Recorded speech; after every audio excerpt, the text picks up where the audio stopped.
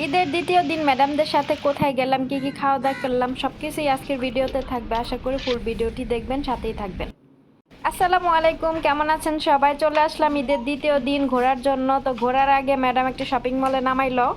সিরাজে আমরা নামলাম। তো আমি ভাবলাম যে ম্যাডাম এখানে কেন নামলো, কি কিনবে। তো আজকে কিনবে হচ্ছে নফের জন্য যে জামা কিনছে। তো জামার নিচে যে ট্রাউজার প্যান্ট থাকে ওইটা কিনে নাই, তো পা বের হয়ে থাকবে, এর জন্য ওর জন্য প্যান্ট কিনতে আসছে। প্যান্ট কেনার জন্য আমরা দোতলায় যাব। তো লিফট ওপেন করতেছে, আর এদিকে আমি একটু দেখতেছিলাম যে ঈদের আগে যে কালেকশনগুলো দেখতেছিলাম এগুলাই আজকে ছিল। যেহেতু ঈদের দ্বিতীয় দিন আসছে সেহেতু আর কিন্তু জিনিসপত্র এখন আর উঠাবে না, আর সামনে আরেকটা ঈদ আছে, ওই ঈদের আগে আবার নতুন করে কালেকশন উঠাবে। এখানে তো অনেক অনেক জুতা ছিল, জুতার কালেকশন প্রচুর ছিল, এত দেখলে মাথা ব্যথা করে। যাই হোক, আমি একটু একটু করে করছি, যেহেতু ঈদের আগে আপনাদের সাথে এই শপিং মলটার ভিডিওটা আমি শেয়ার করছি। আজকে আর টপস কালেকশনের ওখানে যাই না, এখানে লং লং জামা এখানে ছিল, এইদিকে আসলাম। তো এদিকে আমি অনেক অনেক জামা দেখতেছিলাম, ভাবলাম যে দেখি দু একটা জামা নিজের জন্য নেওয়া যায় কিনা, কারণ বাসায় পরে কাজ করার জন্য হইলে এরকম লং জামা আমি খুঁজতেছিলাম। বিশ্বাস করেন, এত এত কালেকশনের মধ্যে মনে করেন যে এত এত কালেকশন, কিন্তু একটা ওদের মানে ভালো লাগে না। তো খুঁজতেছিলাম কোন রকম যে যেগুলো পরে বাসার ভিতর কাজ করা যাবে, কিন্তু সেরকম কিছু পাইতেছিলাম না। লাস্টে একটা পাইছিলাম, ওইটাই নিয়ে নিছি। ম্যাডামদের মতো ম্যাডামরা কেনাকাটা করতেছে, আর আমার মতো আমি এদিকে ঘুরে ঘুরে দেখতেছিলাম যে কোনটা আমি নিব। তো অনেক ঘোরাঘুরির পরে একটা পাইছিলাম, পরে নিছি ওইটা। আজকে ছিল ঈদের দ্বিতীয় দিন, ঈদের দিন তো আর কোথাও বের হয় নাই। তো ম্যাডামরা একাই বের হয়েছিল। আজ দ্বিতীয় দিন আমরা বের হয়েছি, ফয়সালকে বাসায় রেখে আসছে ম্যাডামের হাজবেন্ডের কাছে। তো আমরা একটা পার্কে চলে আসলাম। বিশ্বাস করেন, এত আশা নিয়ে পার্কটাতে আসছিলাম।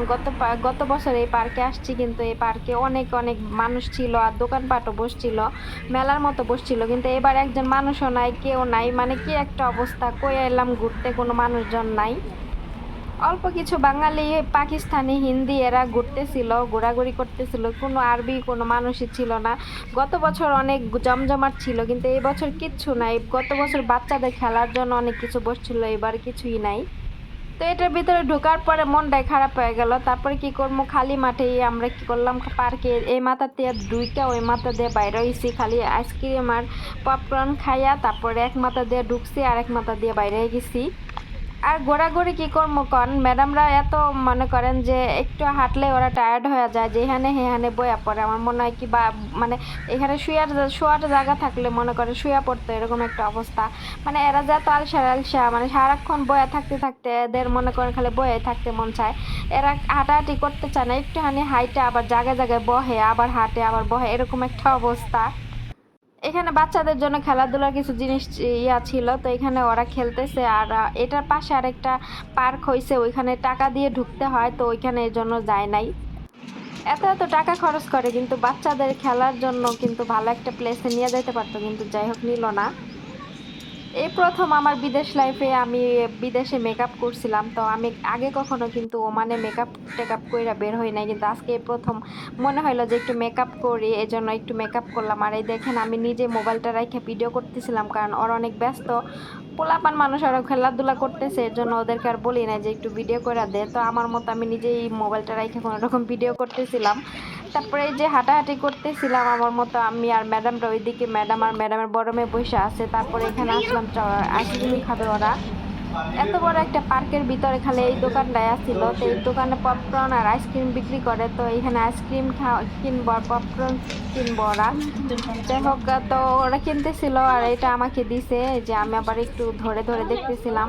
এটা হচ্ছে ভ্যানিলা ফ্লেভার আর স্ট্রবেরি ফ্লেভার ছিল, চকলেট ফ্লেভারটা ছিল না। তো যাই হোক, এই যে আইসক্রিম এক এক করে সবারটা কিনতেছিলাম। আর ম্যাডামের বড় মেয়ে ওই সাইডে বসে আছে, ওনারা হাঁটতে পারবে না, এই জন্য এই পর্যন্ত আসে নাই। তারপরে এই পাশে আইসে আমরা একটু খাওয়া দাওয়া করতেছিলাম বসে, আইসক্রিম আর পপকর্ন খেয়ে আমরা হচ্ছে এখান থেকে বের হয়ে যাই। তো খাওয়া দাওয়া শেষ, এখন মনে করেন যে আমার হাতে পপকর্নটা এখনো আছে, এখনো শেষ হয় নাই। তো আমি বের হয়ে যাচ্ছি আমরা। তো আর এই পাশ দিয়ে হচ্ছে বের হয়ে যাব।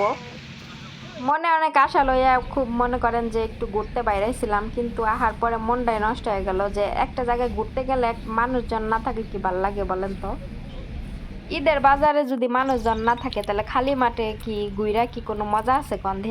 বাংলাদেশে হলে কি এই পার্কটা কি খালি পাইতেন? মানে গেজাই না মানুষ থাকতো।